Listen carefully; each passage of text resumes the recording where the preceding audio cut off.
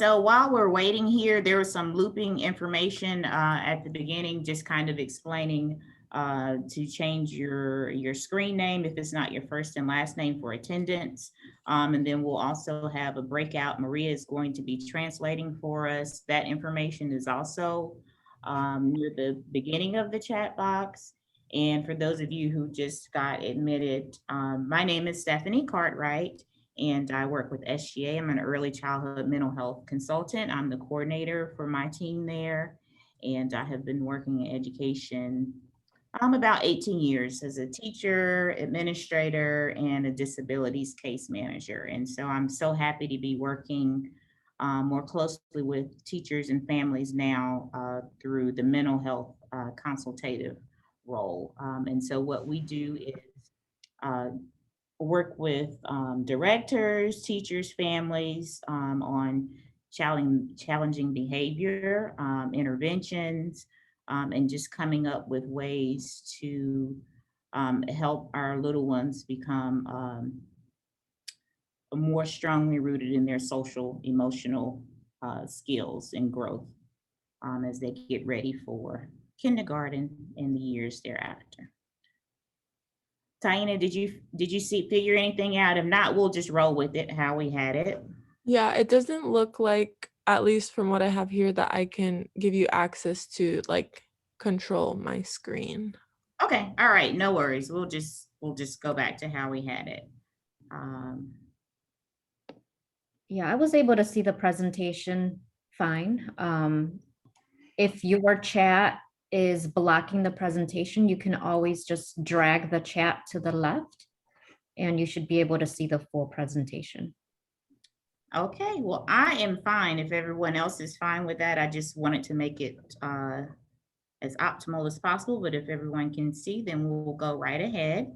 So our discussion today is on challenging behaviors and positive discipline.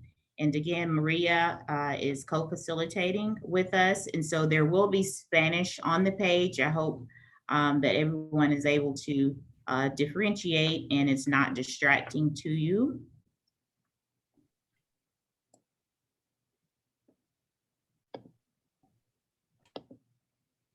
And so what we want to focus on today is tantrums, understanding the basic function of tantrums and how we can intervene, relationship building. So we've talked about, in the past, I'm sure you've heard of people mentioning attachment. So there are secure and insecure attachments. So this is a reminder of the importance of attachments for children and your role in that. And stages of development, which leads into stages of learning. And so what that looks like is acquisition, fluency, maintenance, and generalization. So we'll go over some definitions and some examples of what those things look like and why they are important. And then finally, some information to take away with you on problem solving. So we have three modules of problem solving that we'll share with you today. Okay, so we all know what a temper tantrum is. We've seen them, we've heard them, even if we weren't in the room where the tantrum was taking place. We could tell that it was a temper tantrum going on. So the actual definition, one definition of it is extreme anger and frustration. Okay, so there's crying, there's screaming, there may be hitting of the floor, hitting of another person. It's an extreme situation. So, we know what it feels like for us as an adult. So imagine for a toddler or a young person who is having a tantrum. And believe it or not, tantrums occur equally among our boy and our girl students. And they usually occur between the ages of 1 to 3.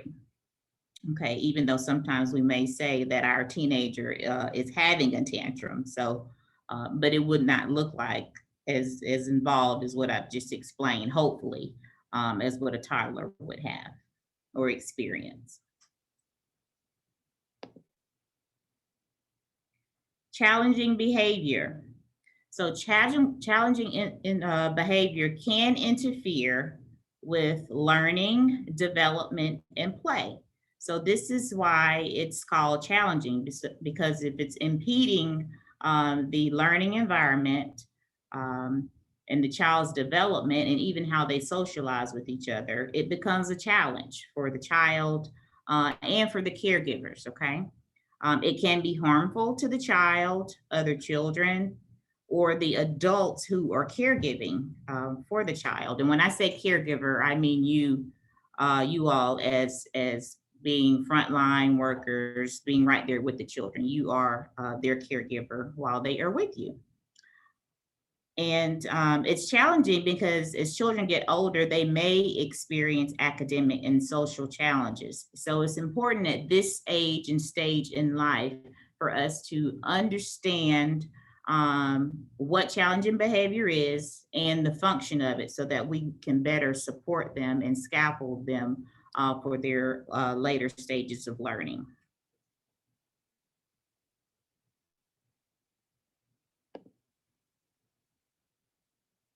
Okay, challenging behavior communicates what? What are we hearing and seeing? And then take it a step farther, what are we learning from what it is that we're hearing and seeing with these challenging behaviors? The children are trying to communicate a message. And what I used to like to think to myself when I was a teacher, and then definitely when I became an administrator, talking to the teachers about the fact that a child does not get up in the morning and say, I'm going to get on Miss Maria's nerves today. I'm going to go and fall out on Miss Maria's floor today. They do not wake up in the morning with the desire to quote unquote wreak havoc in your room, okay? So there's a message they're trying to create, trying to share with us, and they're creating this situation in order to try to communicate something. So a tantrum or challenging behavior is used as their form of language because they may not have the skills yet to communicate what it is they need to communicate to you. You as this very important person in their lives. How can they communicate a need to you if they do not yet have the social skills? And so this behavior ends up, in lots of instances, they get what it is they are desiring, okay? Whether it's a toy, your attention, okay? So we're trying to find out here what need are they trying to have met?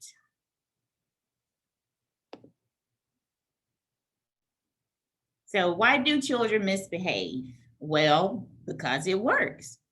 So sometimes we as caregivers, as adults, we get tired. The noise may be a trigger for us. We just want them to be quiet. We want to move on with the next part of this wonderful lesson that we've planned.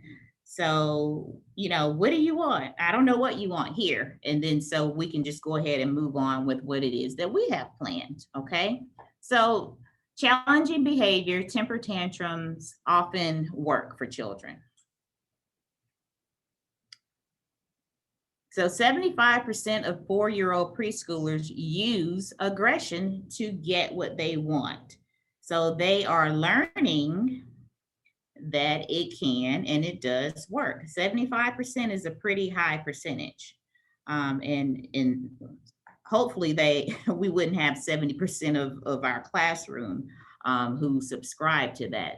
So we want to figure out early on what it is and how our children are communicating to us in our classrooms, in our different settings.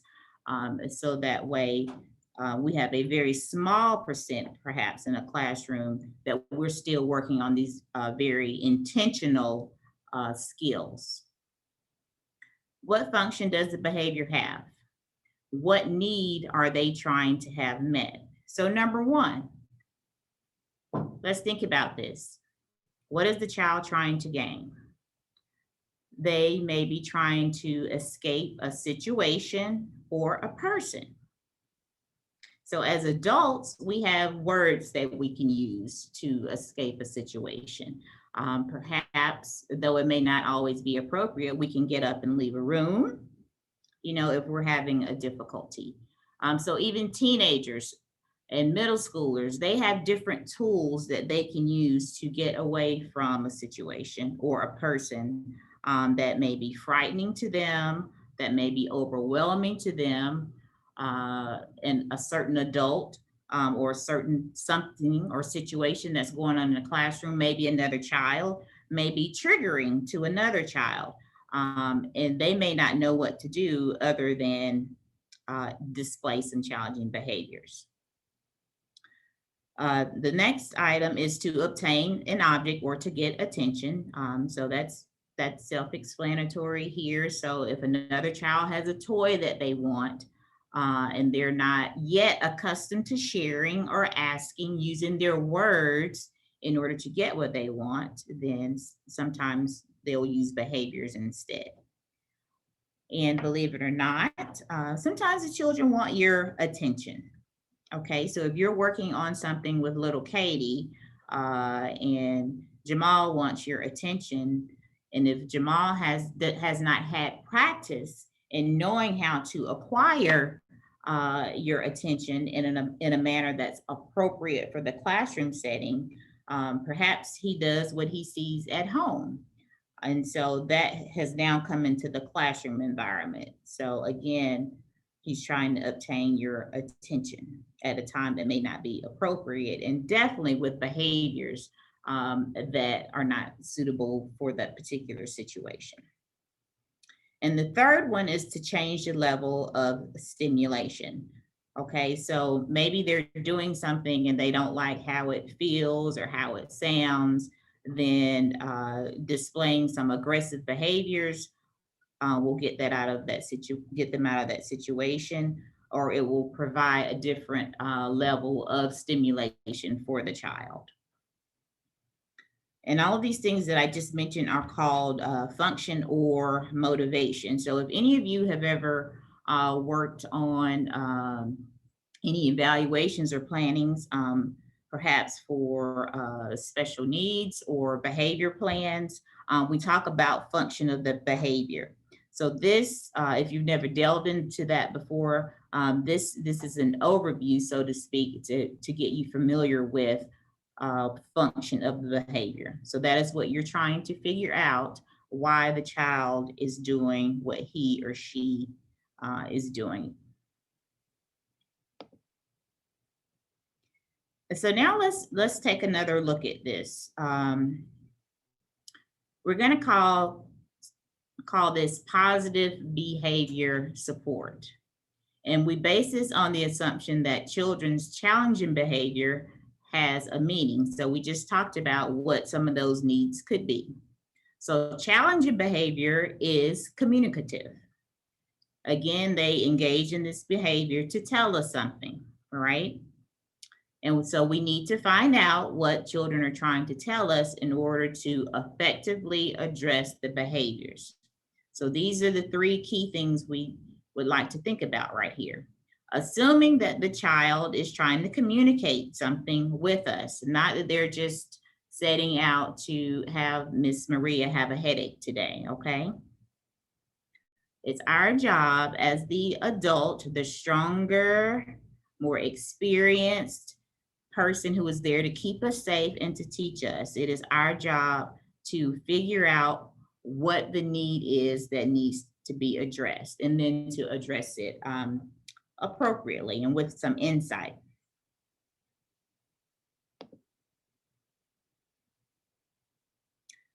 So a deeper look at why they misbehave, why children misbehave. Skill deficits. What that means is just what it says. There's a deficit in a certain skill area. And this is a skill that would ordinarily help a child get their needs met. And they may not have the language or be able to do something it is they need to do in order to carry out a task that the class or the other students in the room is doing. So it may be a challenge for the student. And this goes into performance deficits. So the child may have the skill, but a trigger or a situation may cause a regression to a negative behavior. So say we're humming along nicely, working on whatever the activity is, and everybody is participating, but then a child A is sitting next to child B, and child B does something, and so now child A is triggered in such a way. And maybe he had learned some awesome skills that you have taught them as a wonderful teacher that you are, but there's a temporary setback based on a situation that is happening in the moment, okay? So it's just a performance deficit. The child has a skill, but they are not able to recall the skill at that moment. And then the next point is the child may have language skill, but not emotional regulation. So they may be able to articulate to you, Miss Sarah, I need a tissue. But at the same time, they're asking you for a tissue, they're also going into the tantrum because they probably needed the tissue 5 minutes ago, and they are not able to maintain or wait for that item to be acquired. So they know the words to use, but they're still working and growing with that emotional regulation. Or maybe Miss Sarah is busy with someone else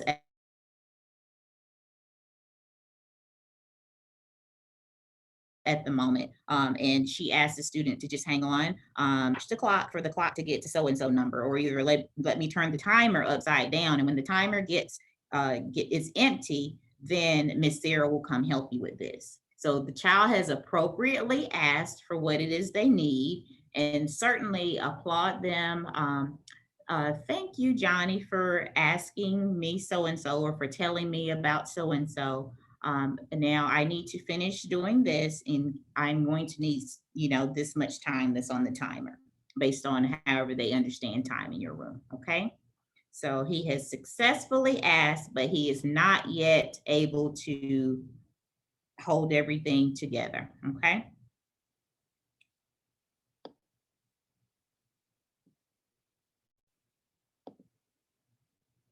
How do we decide if The ice lemon low sounds good.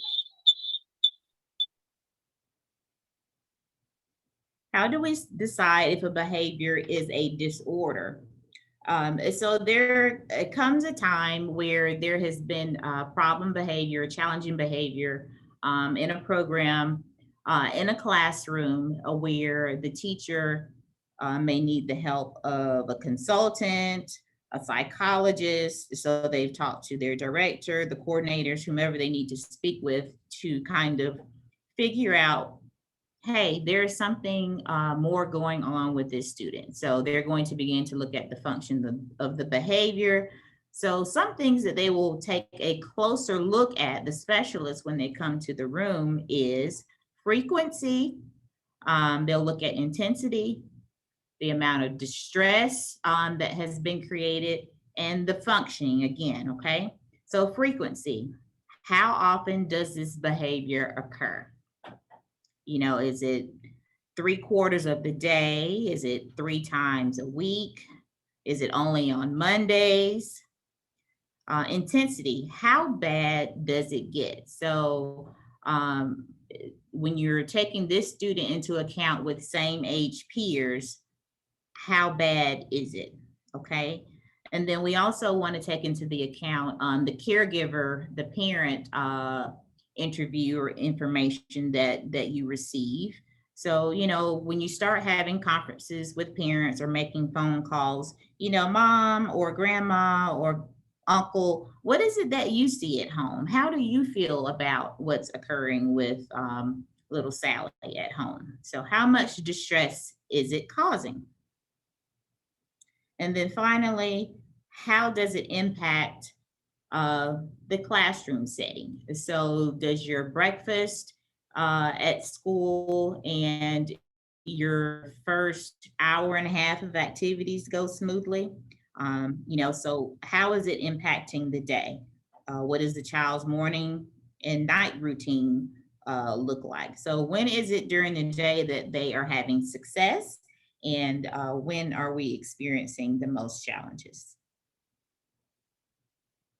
Because nobody has a tantrum 24 hours a day, 7 days a week.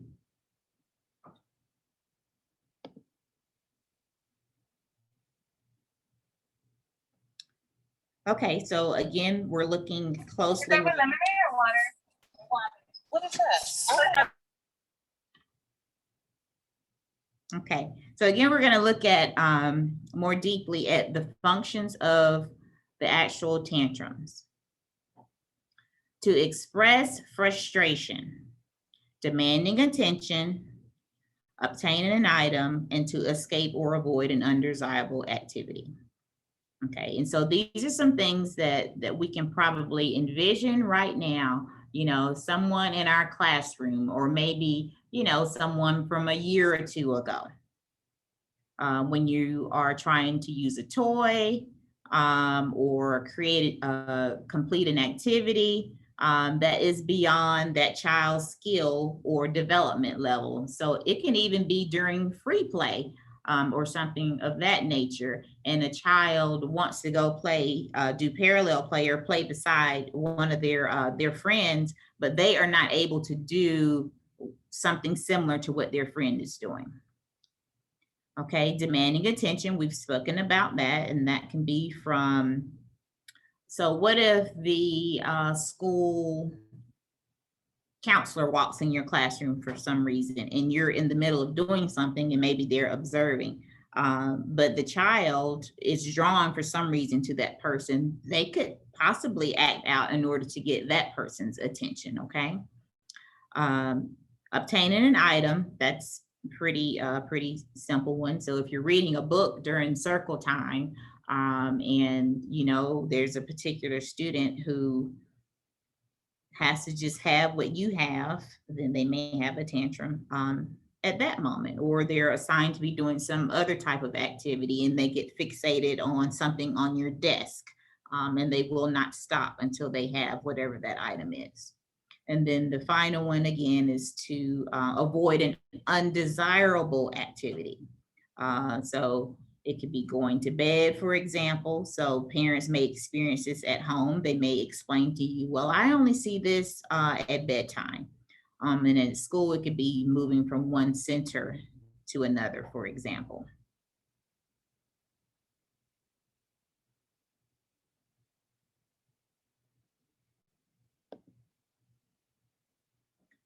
Okay, so now that we've talked a little bit about the communicative function of challenging behavior and the scenarios in which they could occur. So what are some things that you all are already doing? I can't see the chat box right now, and we will have a moment for discussion, a few moments for discussion when we're done, but just think about the awesome things you all are already doing. And sometimes, unless you're writing something down, you know, we have a hard time recalling, hey, you know, I was pretty awesome at helping so-and-so 2 years ago with that. So maybe that'll work with this child. And so, of course, we know these are just some basics of good classroom management and of being empathetic and concerned and loving our little ones. So schedules and routines, prompts and transitions, skill building, and teaching coping skills. So I oftentimes think about now, wow, I wish they'd done all this when we were little people. But I think children today are very fortunate to have you all on board and to have the curricula that we have to try to instill these skills in children early on. So schedules and routines, consistency. Consistency is important when we are developing. And it allows children to know what is happening next so they can prepare to adjust to what is coming next. Same thing with prompts and transitions. You know, it's little reminders, what is coming next. So whatever it is you use in your classroom that works for you, you know, maybe there are 2 or 3 students in your classroom who need something different as a prompt. But, you know, whatever helps that little subset of students, subgroup of students in your classroom. So a traditional prompt or an effort to show what you are transitioning to may not work holistically in your room, okay? Number 3, skill building. Again, we've talked about that, the skills that they need. How are we building those necessary skills? And one example would be if you're giving a child an activity, teaching them how to ask for help, you know, setting up the situation for them to be successful, knowing that it may be challenging, and giving them the words and the tools to use to ask for help if they may need it. So this is something you want the child to try, and this is how you will ask me for help in an age-appropriate manner of explaining this to them. And then this leads into teaching coping skills, directly teaching children how to handle frustration. So adults, we get frustrated, I don't know, some people maybe twice a day, some people maybe 20 times a day, some people, you know, maybe they don't think they ever feel frustrated, but they may act in such a way that it appears that they are frustrated when others are observing them. So being able to cope means that we have to practice. So we have to tell ourselves as adults, okay, I know I'm going to have to drive to this place today. So how can you prepare yourself to that? If driving is something you don't enjoy, if the traffic makes you upset, how can you prepare yourself? So this is the same thing we want to do intentionally for our little ones. You know, how are they going to handle frustration? So just giving them language at first, giving them the language that matches a situation. And so of course, if we're in the thick of a situation, that is not the best time to introduce teaching a coping skill. We don't want to necessarily do it in the moment in order for it to be most effective. Okay, so an example would be just setting up a scenario for a child and giving them the language. This is really difficult and I'm getting frustrated, Johnny. Can you show me what to do? And then Johnny will start to use some of the words that you have shared with him previously. So you're going to have various opportunities to practice these things. And is this done in a whole group? Most likely not. You know, you'll have time to make time to be intentional to teach this skill. So on top of all of the many wonderful things you're doing, and things that call for your attention, and little things we have to check off on our list to do every day, it is well worth it to invest this time in being intentional to teach these skills, especially to our children who are most vulnerable to having challenging behaviors. And if you need to keep it really simple, just say to Johnny, teaching Johnny to just say, I need help. And it may be that Johnny can only raise his hand to get your attention and then build up to I need help. And then build up to a full sentence of being able to communicate what he needs. So relationships. So establishing rapport with your co-teacher, establishing rapport with your support and other staff in your building, and critically establishing rapport with the person who drops your little one off to school every day, to the parents, the caregivers, and most definitely with our students. So these are important, and it makes your work flow a lot better when you have built some relationships. That doesn't mean being best buddies, but it means being transparent and being respectful, so that everyone knows that we are all here for the good of the child, and we are doing the best that we can. And it's important to build these relationships because it says written out plain right here. It's better to do things ahead of time to establish that rapport rather than waiting until there's a problem. And so whatever systems you all have up to communicate with parents, make sure you're reporting those good moments, those small wins, because it feels really good. And for those of you who are parents, doesn't it feel good to get good information or positive information about your child? Okay. And the next component to that of building good relationships and healthy relationships with our students is that children learn and develop in the context of relationships that are what? Responsive, consistent, and nurturing. So responsive doesn't mean dropping what you're doing with one child to go run to another one, but it's being aware, okay? Being attuned to the child's needs. And waiting is fine. That is a great skill for children to learn. But them just knowing and feeling safe that you are there and you're responding to their needs. You consistently being aware and being attentive and attuned. And this all lends itself to being nurturing.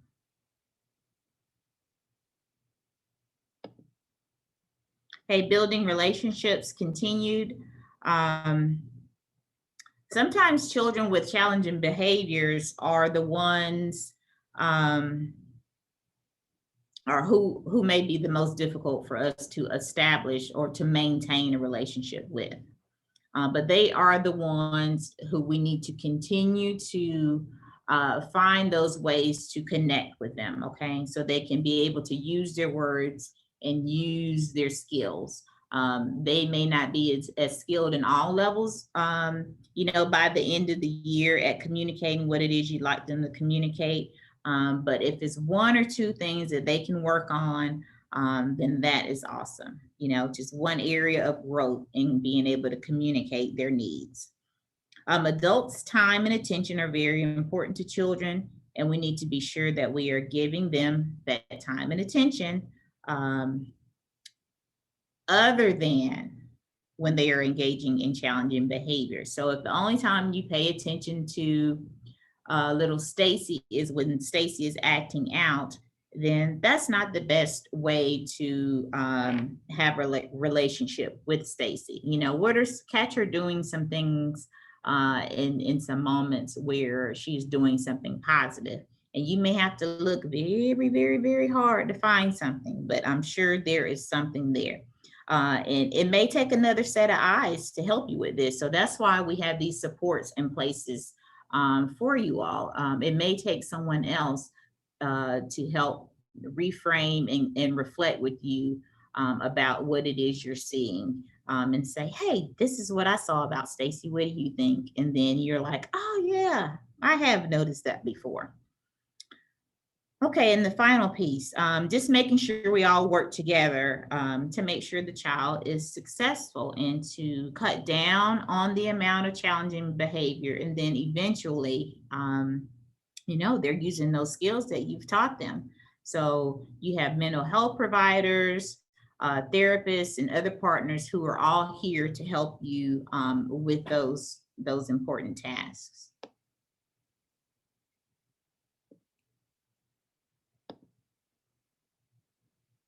Building relationships helps children feel accepted in the group. It helps children learn to communicate and get along with others, encourages feelings of empathy and mutual respect. And that's among their peers and with you as an adult. So learning how to communicate on both levels with their peers and with adults. And it provides a supportive environment so children can learn and practice what's appropriate and what's acceptable as an individual, and then how to do these things in a larger setting. And so this circles back to attachment. This is the foundation. Okay, it's a lasting and deep and emotional connection between a child and a caregiver. It becomes more stable over time and space. So it starts out in the home, and then the child branches off to early learning. Okay. It develops in infancy. So here our home caregivers are critical. Okay. So what is a child receiving and what messages are they getting in order to learn to attach appropriately? And so it's focused on a sense of security as the child begins to further explore their home environment, and then coming to you all at school. So the primary caregiver's response to the child is how they learn how they're going to be attached. And so there are 4 components of that. You know, how aware are we of the signals? How accurate is the interpretation of the signal? Having an appropriate response to them and a prompt response to them. So this is at school as well, because think about it. You know, you may know a little bit about the children who come to you, but children come to you as they are, okay? And they may or may not have received these things in, you know, in the first 2 years of life, okay?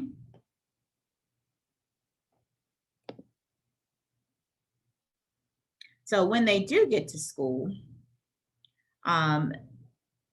they should have already started to progress through these early stages of development. So the fundamentals of all relationships kind of mirror the first 3 years of life.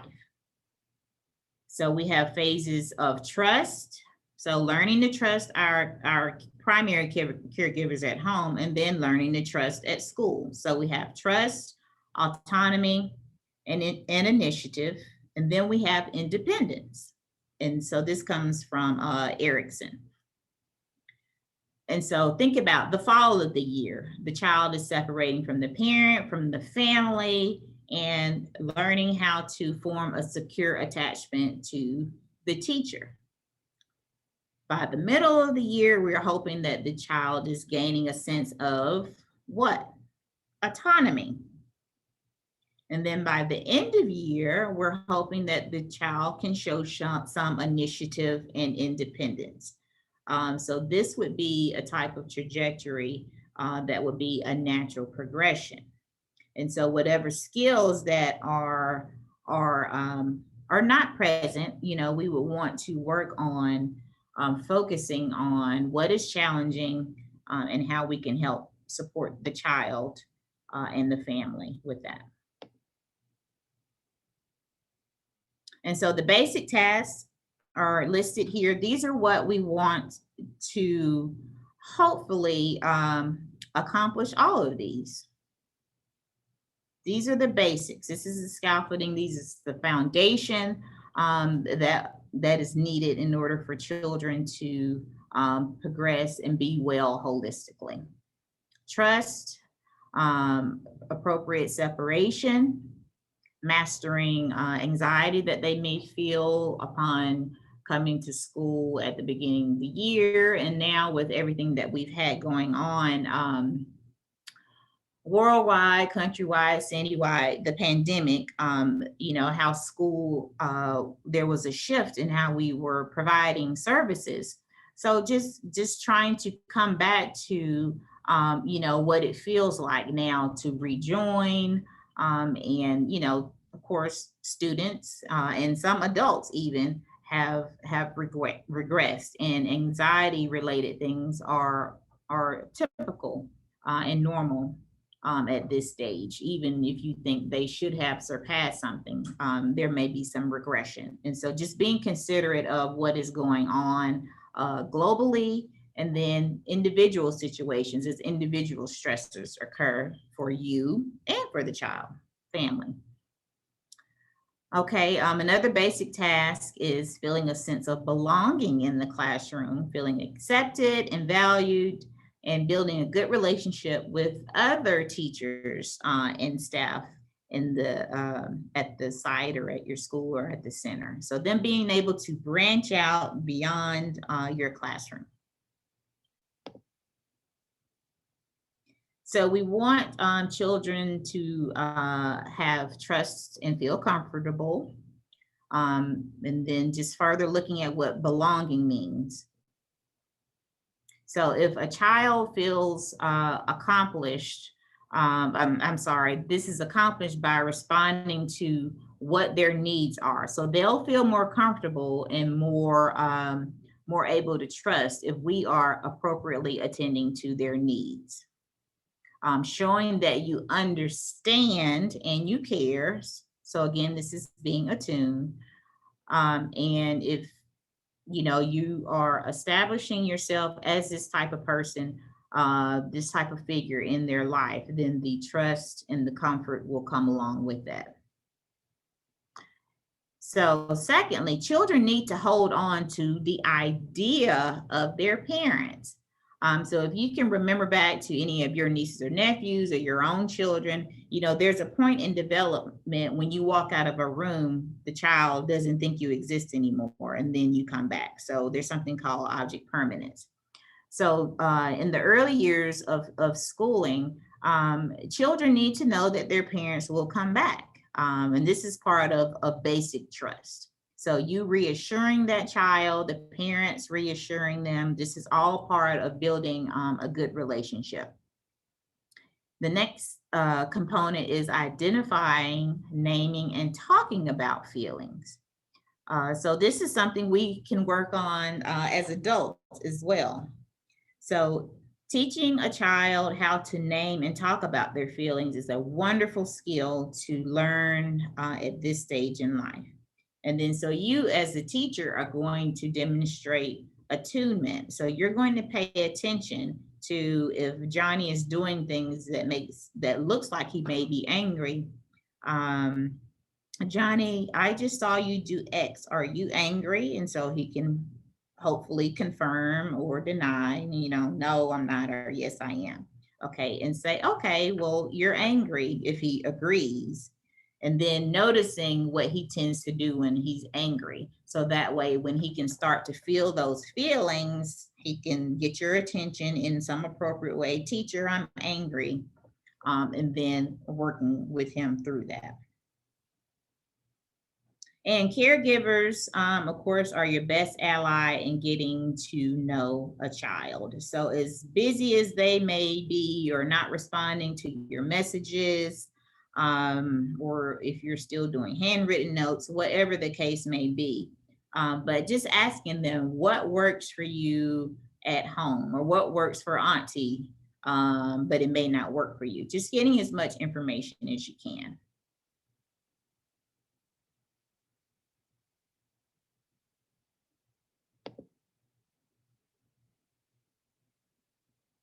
Okay, so we're gonna circle back now to routines, rituals and routines, and how this helps the relationship building. So if you have something that's simple and predictable, this gives you more time to be attuned to what's going on, observing and being available. So if you're available, then you're connecting with the students. Having fewer and clear transitions, less time in large groups, especially if, if you have multiple children with challenging behavior. Okay, and the importance of initial free play and limiting choices and providing and providing, you know, what the children need, just providing for them. So being attentive, being attuned, paying attention as much as possible. I know there can be many things going on in a classroom. So we mentioned free play because when children are just about and doing and focused on their tasks, this is time for you to observe how they're picking up on skills that you've taught them, or what are some skills that you may need to focus on to help the children. And so in free play, you can just notice what may frustrate them, how they are expressing themselves. The next component is trust in the teacher plus knowledge of routines helps children feel more comfortable. So if they know, if they are aware, then they can hopefully learn to adjust to what is coming next with the appropriate prompts, okay? Again, trying more small group activities.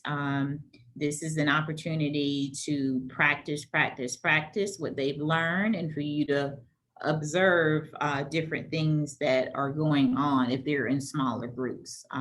Just like when we're in a large setting, for example, you know, if you're taking a biology 101 and there are 200 people in your class, you know, are you as likely, if you're not a science person, are you as likely to participate and speak up and speak out, you know, if you're not very sure about something? And finally, infants and toddlers are encouraged to explore their environment, and they will feel safe to do so, you know, if they know that you are there to help them and you are supporting their exploration. Which brings us to our next set of information called Circle of Security. And many of you may have heard of this. And so since we are talking about little ones, so this goes for parents and for you as a teacher providing care during the day. So as they are still growing, so we're going to look at the far left corner. So the child is saying, protect me, comfort me, delight in me, and help me organize my feelings. So they're reaching out, and then you are their secure base. Okay, you're their safe place. You are there, you're teaching them skills, and they can return to you as you're learning. So now the child is branching out. So the child says, I need you, adult, to support my exploration. So children will go about and do the things you ask them to do, practice new skills. And as they are doing this, you are watching with attunement to what their needs are. Is something frustrating? Is something overwhelming? Is something triggering to them? So watch over me, delight in me, help me, and enjoy with me. So am I excited about something?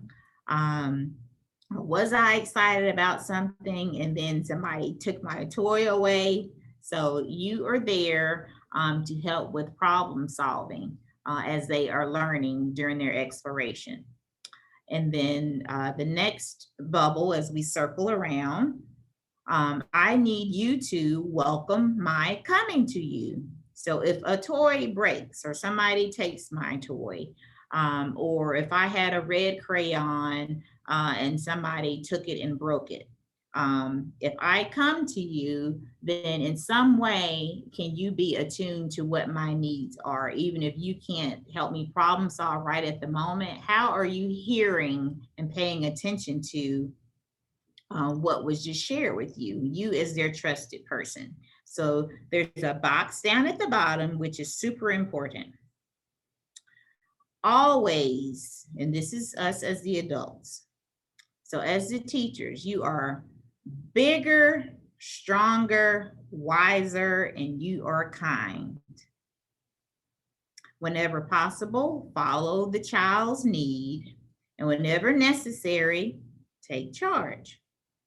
Okay, so you are bigger, you are stronger, you are wiser and kind.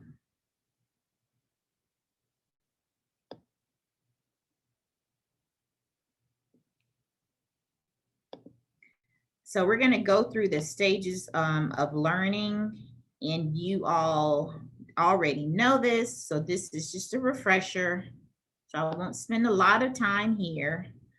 So we'll have show and tell, practice makes perfect, which is fluency, and then you got it, which is the maintenance phase. So celebrate, celebrate, celebrate, continuing to use the skill or concept over time. So there are skills that we may or may not have been taught as little children. But now as professionals, this is something that is part of our job, and we want to instill this in our students, right? And so even if this is something we didn't get to practice with our own children and our families, this is something that we are expected to do at school, okay? In our work. So we are going to show and tell. We're going to help them with a new skill or a concept. Then we're going to make sure they have the ability to immediately use a skill or concept without a prompt. And then we're going to let them go to it. Let them practice, practice, practice, okay? Applying the skill to new situations, people, activities, in different settings. So I know the school settings are very different now, and depending on where you are, how you're traveling at your site or whatnot. And so maybe we can just create obscure or fictional settings if they're not allowed to walk down to an eating area or go to a play area or do things like they may have before. You can say, now what would we do if? So just thinking of being creative about how we can create learning opportunities. Show and tell. So we're going to concretely explain. Concretely explain. We're going to demonstrate, link to other ideas or concepts, show examples and non-examples, and be encouraging. Be encouraging. And skills and concepts can easily be lost at this stage. So again, that's why we're encouraging, encouraging, encouraging. We've already talked about fluency, and so practice makes perfect. So every day they show up, it's a new day, and we're gonna give it a try again. Just have various opportunities to practice these skills and make sure you're helping them link the concepts together. And depending on the child, you can elaborate. So children will be at different areas of acquisition. And then we've already talked about generalization. So you're going to provide the opportunities within a variety of settings and making sure that you comment on the child's ability to maintain the skill and generalize its use. So just focusing on the fact, you've got this. And I know, time may seem a bit obscure to them, but, maybe we can just stay in the same day. So later on today, Johnny, maybe you can X, Y, Z, okay? And so promoting the social development of everyone. So during class time, circle time, centers, small group activities, and partnering with families. So we're always wanting to promote social development. So there are opportunities in any and everything you do during your class time where you can promote the practice of skills, okay? So now teaching of skills may not be in these larger settings, but more appropriate for small groups. And so that's why I have the next bullet point, target the individual skill instruction needs of each child. And I'm sure some of us just sighed and said, oh my gosh, each child.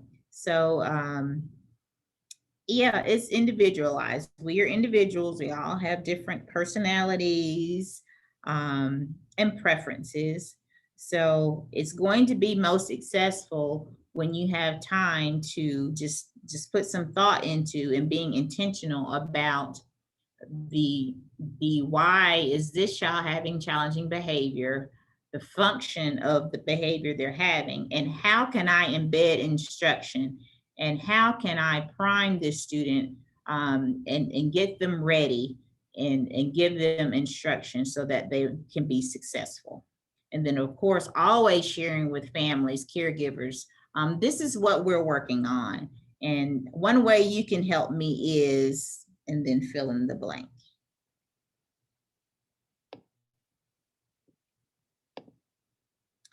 Again, just individualized instruction.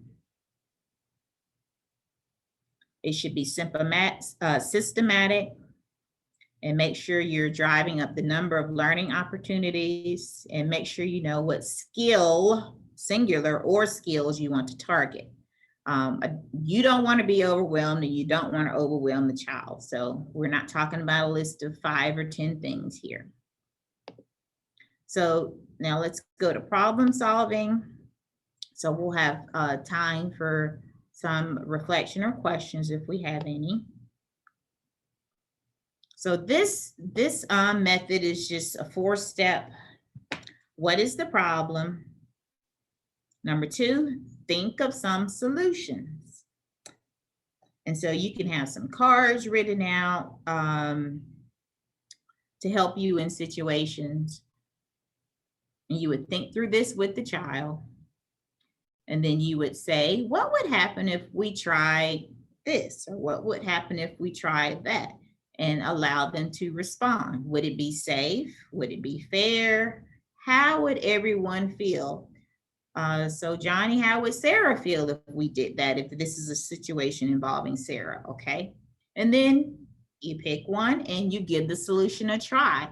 Now, one thing I always like to point out, so if a child is trying to obtain something that another child has, they obviously at some point are going to learn that you don't always get what you want, even if you ask nicely. So that is an opportunity for a multi-step trying out the scenario.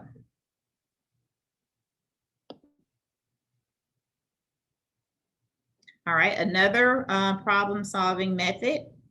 This is simple, and then you just maybe have pictures and role play this with students. Help the child think of a possible solution. Get an adult, ask nicely, ignore, meaning they ignore the activity that is aggravating them. Play, maybe they can play together. The child can say, please stop. If there's something that is aggravating them or overstimulating them, they can say, please. So if they walked up and just grabbed something, maybe, or if they asked for it or they demanded it, maybe just helping them learn to insert please, if that's something, a word that's observed in your classroom. Sharing, trading. What does it mean for children to trade?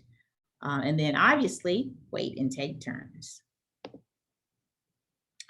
Okay, so we have controlling anger and impulse. Recognizing anger can interfere with problem solving. So if you don't recognize it, in other words, learning how to recognize anger in yourself and in others. So the child recognizing when he or she is angry, and then being able to observe when someone else is angry. Learning how to calm down and understanding appropriate ways to express anger. So this is a turtle. So now we're going to go into Tucker turtle. I don't know if you've ever heard of Tucker turtle, but there's an actual little turtle that you can buy. There are all sorts of cool videos and modules and books. So number 1, recognize that you feel angry. So here Tucker is saying, ouch. Number 2, we're going to think the word stop. So here, you know, children don't know how to read necessarily, but they sure do know shapes. They know a stop sign out in the road. They can tell you what a stop sign is. So whatever stop means for them, okay? So ouch, and then stop. Number 3, this is very appropriate time to go into a shell. The little turtle tucks in right here because he needs some time. So for some of you, in some of your classrooms, you have an area where a child can go, right? So they're going to go into the shell and take some breaths. Maybe you have a manipulative, a fidget, whatever you have for your calm space in your room. And they're going to think some calm and coping thoughts. Yes, they can do this, but you have to teach them. So where is the area in your room? Where is this child's area? And what items would you have set up for the child, okay? And number 4, they're going to come out when they are ready and they have a solution.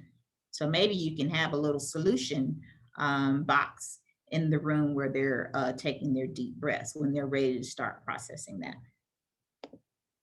And then the next one is called Flip It. So here we're looking at feelings, limits, inquiries, and prompts. And those sound like some pretty heavy lifting words for little people.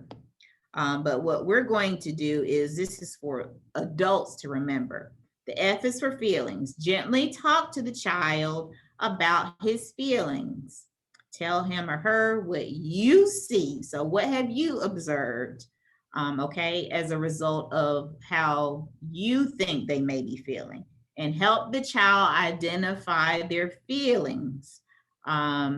And those feelings are what's driving the behavior. Limits. Remind them of the limits and the expectations you have for their behavior in a very loving way, and have some very simple ways to explain this in simple limits and boundaries, so that children know that you're consistent, that your classroom is safe, and that they can trust you.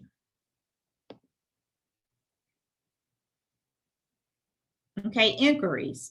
Encourage the child to think about solutions to his challenges. And you can use some of the ones from the list that I presented earlier. And so you want to promote problem solving and healthy coping. Inquiries invite children to think, learn, and gain self-control. Think, learn, and gain self-control. And then prompt.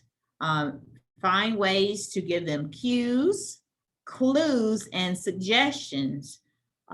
So you want to do this frequently for the child who is having a difficulty. So you may not want to tell them, be so directive in providing a solution right away, because you want them to learn how to do it. Okay. And sometimes when things are noisy and scary and you may have a headache or a toothache or something going on in your personal life, we just want to go in and rescue and stop the situation. But if we've taught them some skills, then let them practice the skills, or maybe let your assistant practice the skills with them, okay? All righty, and in order to use Flip It, we like to say that, and with any of these really, you need to have a relationship in place. Any strategy is only as good as the relationship is built on. And know that some children have difficulty with relationships. And that's a whole different presentation, but just think about attachment and what may or may not have occurred before they came to you. But some children will resist. Have empathy, ability to see and feel from the child's perspective. And so showing empathy is the first step in being able to build a relationship and being able to problem solve with the child for them to trust you. Then we have ick. And this is all the icky, all the negative stuff that come along with some of our families and our children, okay? And these things can make us feel bad, and but you are very capable of handling challenges and you have supportive people in place at your site and who are partnered with your site to help you with challenges.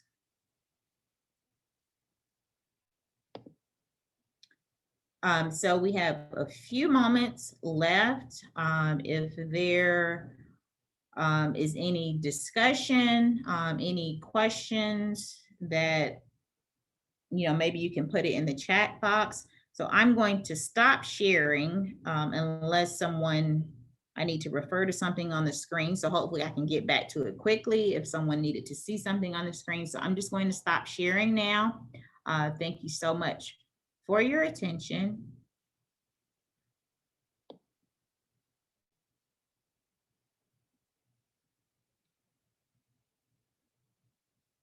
Okay, and so now we probably have time for a few questions if anyone has a question. And making sure Ms. Hernandez is able to see the chat box. A couple people were wondering if they can get the PowerPoint sent to them after the training. Yes, so I will I'm going to say yes from my end. I don't have any issues with providing the information. So the people who will be helping me coordinate that, how you registered, we will work on that. And so they have all your information.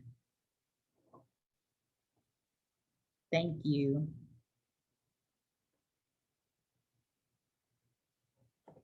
And again, thank you all for participating. I hope you had heard something that either jogged your memory, pulled on something you already knew, and you're like, aha, I forgot about that. Or maybe you learned something new or something that you want to research in more detail. Are there any other questions? Yeah, there's some coming in the chat. Someone said, what is an ideal number of IEPs in a classroom? What is an ideal number? Yes. So I don't know what site you're at and what the configuration is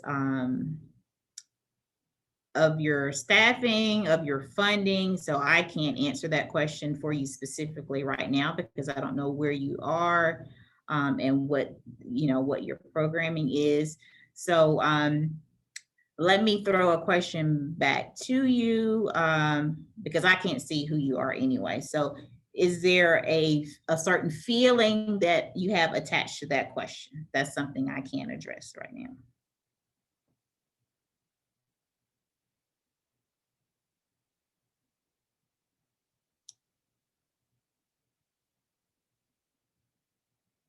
And while if you are, hopefully he or she is responding to that, Taina, to that question I just reflected with. I will say that I have been a teacher and individualized instruction. So an IEP is individualized instruction with a document with legal attachment to it. But I like to think of early childhood, a lot of what I shared today. So say you have 5 children who have challenging behavior at the beginning of the year. So those 5 children, whether they have a documented need or not, are going to need some individualized interventions, right? And then you have your other students in your class who have different personalities and different levels of learning. No 2 children are the same. So in early childhood, I often feel like everybody has individualized instruction to a certain extent. And I know it can provide feelings of overwhelm, uncertainty, but we are here to support you, that is for sure. Will this workshop be entered in gateways? Should I provide? Oh, then it went away. So Taina, do you want to answer that question? I'm going to confirm just Okay. Sure, yeah. But there are a lot of questions actually. Someone asked if there's a website for Tucker Turtle. Yes, there is. And so what I'm going to do is, and so there's so many videos on YouTube, first of all, on how to use Tucker Turtle. But you know, if you want me to try and send you a link, I don't want to jump off and try to Google something and put it in real quick, but I can definitively tell you that Tucker Turtle is on YouTube, and it goes years back. And there are many, many videos on how to integrate Tucker into your room, how to buy books, how to buy a turtle if you want an actual turtle in your room. So would you need something other than just how to Google it? Or would you like, and there are items that you can purchase or that you can make yourself with the actual steps. So I guess it kind of depends on how your room is set up. But there are all sorts of resources online for Tucker Turtle. And Somebody else asked, how do you help a child when the parent is not accepting of your support? okay, so actually you have the child longer than the parent does, because most of the time with the parent, when they get home, it's time to go to sleep. So as long as we are being ethical and we are helping and you have the support of your the staff at your school, then you do what you can within the school hours, and that child will be forever grateful. Because we cannot control the home life, and we wouldn't want to, even if we did. So otherwise you'd be doing what I do and be doing home visits. You'd be a social worker, but you're a teacher. So you use the time that you have during the day, and if you need extra supports in the room, meaning somebody else to come and take a look, then your supervisory or mental health or counseling team should be able to get you connected to agencies such as myself. But I'm sure that you are doing some wonderful things with him or her already. But if you just need somebody to bounce that off of, you do your thing in your classroom because you see the child a lot more anyway. Another question is, what can I do when a child throws chairs?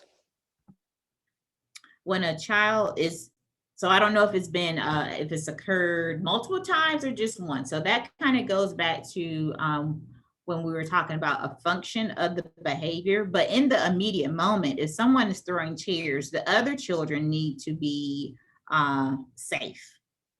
And you need to be safe in any other staff in your room. So you need to devise a plan with your supervisor of how you will protect everyone else. Because if he's throwing chairs and if he's not hurting anyone else, hurting himself, then you need to separate the other children, would be my standpoint as a mental health consultant, as a former administrator, is making sure that no one is going to get hurt. That is the first thing. So whatever your protocol would be at school, I don't know if that's removing the other children from the class and someone staying back with him, or if you have a person, if he is willing to come out. So if it's only happened once, but if it's happened more than once and you typically know how he's going to respond, if you ask him to come with me, please. If that's not going to work, then you have to make sure the other children are safe. So it sounds like in that case, it'd be easier for him to stay back and everybody else to go on a little field trip. And that's just me not knowing anything about protocol at your school. Another question is, what do you recommend for talking to other children about one child's extreme emotions? Well, number one, you need to be ethical and appropriate and observe FERPA. So we wouldn't be talking about a particular person sharing a name. So you could do small group social stories, perhaps. But now if it's a person who has special needs and it's if it is written in a federal document that you are supposed to be educating other children per mandate by a team that has said that this is something you're supposed to be doing for this child in order to educate other children, then they should have provided a manner for you to do that in. Otherwise, if it's just something you feel like the other children need to be aware that sometimes people do this when they're angry, then I would make it a very general social story and maybe doing it in smaller groups. So that way children can ask, and then they can also explain, oh, well, this is what I do when I get angry. But, and maybe making sure that part of the social story. And so a counselor or someone can perhaps help you with creating a social story. I don't know what the behavior is, but as long as you are not violating confidentiality, and if you've been specifically told to share with other children, then they should be providing a manner in which for you to do that. Another question is what to do when through daily documentation, they find out that the challenging behavior comes from home. Okay, so you're documenting at school and then you've met with the caregivers. So whoever the day is, I don't know if somebody's doing an evaluation or something. So perhaps something is going on at home. So how can you mitigate that? So I don't know if it's something with their arrival to school. I don't know if it's the drop-off time, if it's the morning routine or the night routine. I don't have enough information on that, but we can't control the home. So if the home is willing to communicate, or maybe somebody who lives near the home, a relative, and the parent doesn't mind you talking to them, I'm not sure how that will work, like including them in a meeting, but otherwise, the only connection you have to home during the day would be pick up, drop off. Sometimes, I don't know what the situation is, so I can't really say anything other than that. So if it's abuse or something of that nature, then mandated reporting is required if that needs to be addressed, if safety is the number one concern. But if it's relationships, then you're their safe person because you see them the majority of the day. I hope that answered your question. It's kind of hard when I don't know all the background, but we can't control home. But as long as they are safe, anything else you would augment or supplement at school what you can for that little one. And perhaps, having someone observe how it's playing out in school. So is it how it is affecting you and your other learners in your class? And then maybe getting some interventions based on that.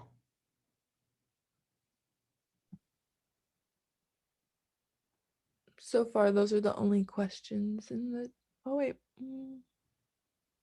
Yeah, those are the only questions in the chat so far. I think in response, the person who asked the question said it's the general behavior throughout the day.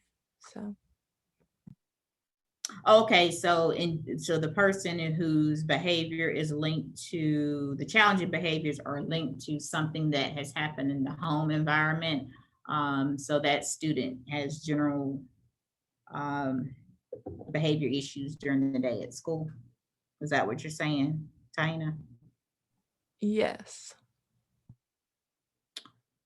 Okay, so it sounds like even though we're at the end of the year, a skill, what skill would be most helpful for the child and for you all in the classroom? So what's something you can work on for the rest of the year? So, giving somebody 5 things to work on is difficult for you and the child. So something that he or she can practice at school with you, and then, maybe he lives with grandma and grandma can't practice it with him, but it's something he can try to do on his own, or where you can reflect with him each morning. How was your morning? Did you XYZ last night or this morning? Whatever that skill is something that he may be able to do independently. or somebody else in the family can help it with. But just checking in with him every morning. Some students need a check-in in the morning because their mornings were pure tea, not good, and it's like that every morning. So some students would very well benefit from a morning genuine check-in. It can be 30 seconds. Hey, I'm so happy to see you. Did you sleep okay? Because maybe he's not sleeping. So if you know what one of the things is at home, and as long as he's not in danger, then just give him a 30-second check-in. And if it can't be you, somebody can be assigned to check in with that child when they get to school every day. Maybe it's their activities teacher or something.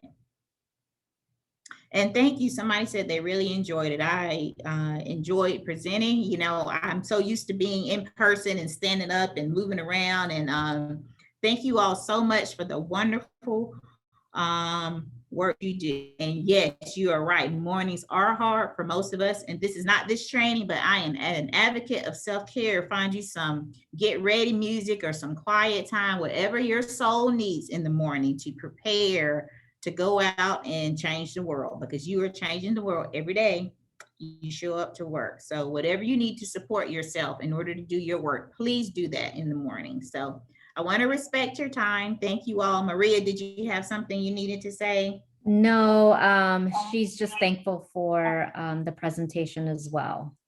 And she really enjoyed it. So thank you, everyone. Thank you, Stephanie. It was wonderful. Thank you, Maria, and thank you for your services. We appreciate it. Well, you all go forth and be awesome. It was a pleasure to see those faces that I can see. Thank you for attending, and I hope you all learned something. I have a question. Sorry.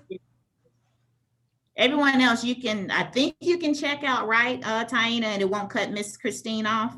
I'm actually going to put in an evaluation link just so you guys can see it, click on it, and then you guys can leave, but it won't cut off Christine. Okay, Miss Thank you. Christine, I'm sorry. I just wanted to make sure you didn't get cut off. Yes, thank you. My thing is real simple. You know what? I was trying to get on this morning because I know it was started at 10. I know I just got on like about 11:15, 11:10, but I couldn't find the link. And then I was going back and forth with my director, and I didn't realize that I have in my inbox, I have focused in email and then other. I always thought my other was junk, but then somebody found out something else just right before I logged on, and I do have the end of my thing, a junk email. Then I saw the link in there. I'm like, oh my God, I was trying to log on or look for a link. So is there any way I could get on to I know you have a afternoon class from 2 p.m. to 3:30? Right, Miss Taina, is it possible to give her the afternoon link as well? And then we'll work on that other part of that, is see how we can let people know that their link may be going to their other box. Miss Taina? Yeah, if you type your email in the chat, I could email you the registration for the later one, just so we have your name down for that one, and then you'll get the link. And I did that when I was trying to get on at 10 o'clock because I saw the link for the form. So because I couldn't find, so I actually did it for the 10 a.m. one, and then I did it for the 2 p.m. one, not knowing where to find the link. Okay, but you should be getting the link shortly for the next one as well. Okay, so I just now know to go into the junk email. I was so upset this morning. I'm like, I can't find this. So yeah, and I'll just share again my email, but I know I did register for it. Perfect. Okay, I'm sorry about that. Oh my gosh, you don't know how thank you so much. So the link for the survey, I clicked on it, but it didn't do anything. I actually see it. All right, thank you so much, Stephanie. You'll be doing the afternoon one too? Yes, All right, ma'am. great. So hopefully I'll see you at 2 p.m. sharp. Sounds good. No Thank you worries. so much. You're welcome. Miss Marie, I heard you. You moved on my screen.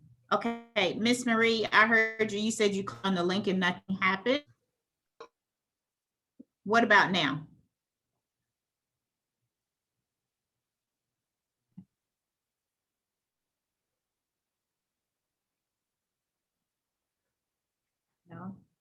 You're muted, just so you know. No. I'm gonna go back in the chat box and then just, So Taina, are they copying and pasting the link out of there, or can they just click on it directly? They should be able to just click on it directly. I don't know if Okay. everyone's having the same issue. Okay, all righty. Well, I guess I can go ahead and log out then. I don't want them to be sitting here looking at my face while they have to do their survey, unless anybody else has any questions, or should I just stay on with? okay, Did you get it? I got it. I got it.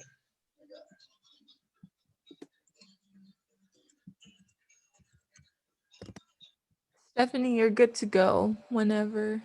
Yeah. Okay, thank you so much. And someone said they needed the link again, but I guess you can see all of that. Okay. Thank Thank you. you. Thanks, everyone.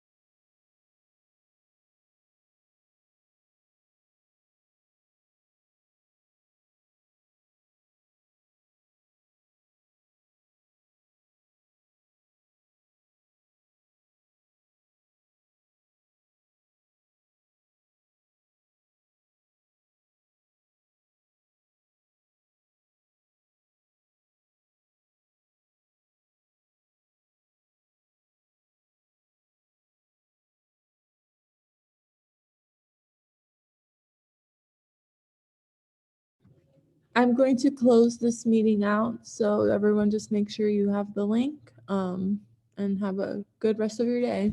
Thank you.